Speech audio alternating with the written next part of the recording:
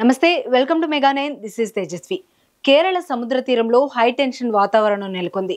640 కంటైనర్ల లోడ్తో వెళ్తున్న లైబీరియన్ కు చెందిన ఓ భారీ నౌక సముద్రంలో మునిగిపోయింది. ఈ విషయాన్ని తాజాగా ఇండియన్ కోస్ట్ గార్డ్ ప్రకటించింది. ఈ నౌకలోని కంటైనర్లలో ప్రమాదకర రసాయనాలు, భారీగా ఇంధనం ఉన్నట్లు సమాచారం. దీనితో సముద్ర జలాలు కలుషితమయ్యే ప్రమాదం ఉండటంతో కొచ్చి తీరంలో హై అలర్ట్ ప్రకటించారు. ఇంధనం, కంటైనర్లు తీరం వైపు వస్తే వాటిని తాకొద్దని ప్రజలకు హెచ్చరికలు జారీ చేశారు. ఇదిలా ఉంటే నౌకలోని 24 మంది సిబ్బందిని సురక్షితంగా కాపాడినట్లు కోస్ట్ గార్డ్ అధికారులు తెలిపారు. ప్రస్తుతం ఆయిల్ స్పిల్ మ్యాపింగ్ తో అధికారులు పరిస్థితిని అంచనా వేస్తున్నారు.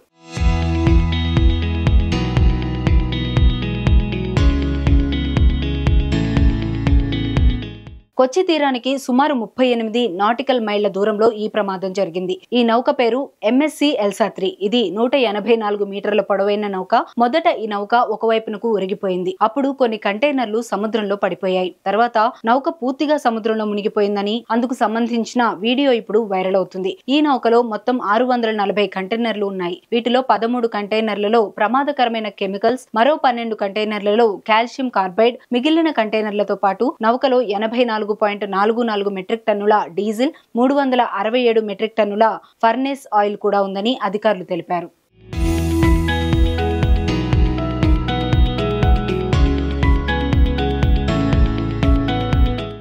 ఈ ప్రమాదకర కెమికల్స్ సముద్రంలో కలిస్తే తీవ్ర పర్యావరణ నష్టం వాటిల్లే ప్రమాదం ఉండటంతో కొచ్చి తీరంలో అధికారులు హై అలర్ట్ ప్రకటించారు. కంటైనర్లను అందులోంచి బయటకు వచ్చిన ఇంధనం తీరం వైపునకు వస్తే ప్రజలు తాకొద్దని కేరళ విపత్తు నిర్వహణ సంస్థ హెచ్చరికలు జారీ చేసింది. సముద్ర జలాల్లో ఇంధనం లీక్ అయి ఎంత మేరకు వ్యాపించిందనే విషయాన్ని తెలుసుకోవడానికి ఆయిల్ స్పిల్ మ్యాపింగ్ టెక్నాలజీని వినియోగిస్తున్నారు. అందుకోసం విమానం సముద్రంపై చక్కర్లు కొడుతోందని అధికారులు తెలిపారు.